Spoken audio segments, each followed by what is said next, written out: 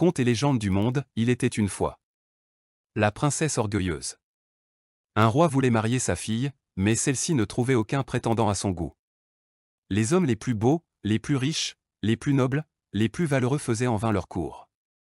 En vain, ils déposaient fleurs et cadeaux à ses pieds, qu'elle avait menus et fins, reconnaissons-le, et c'était soudain en les regardant comme si le reste du monde n'était peuplé que de palmipèdes. Elle contemplait dans les yeux des hommes sa beauté hautaine et implacable. Une telle perfection n'est pas de ce monde, pensait-elle. Qui sont-ils tous pour se prétendre dignes de moi? Par orgueil, elle se mura dans le silence et ne prononça bientôt plus un mot.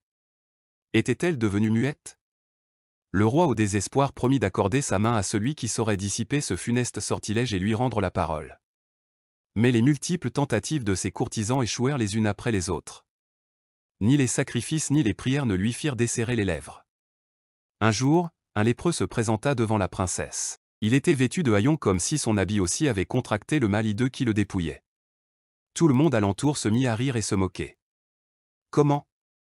Les hommes les plus beaux du pays, les plus riches, les plus nobles, les plus valeureux n'ont su réjouir son cœur et lui rendre la parole, et toi, chien galeux, lépreux immonde, guenille, tu prétends y parvenir.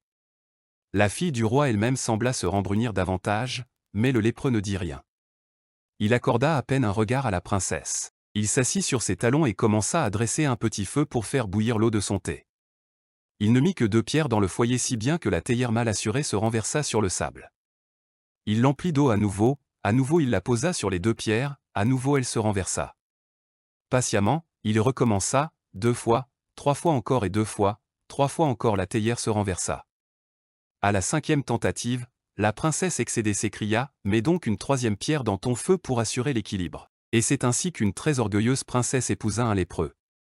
Le conte est fini, celui qui respire le premier ira au paradis. Abonnez-vous, activez la cloche de notification et laissez-nous un commentaire et un like si vous avez aimé. À très bientôt pour un nouveau conte sur ma chaîne YouTube, Contes et légendes du monde. Par Maître Berthet, le Maharaja.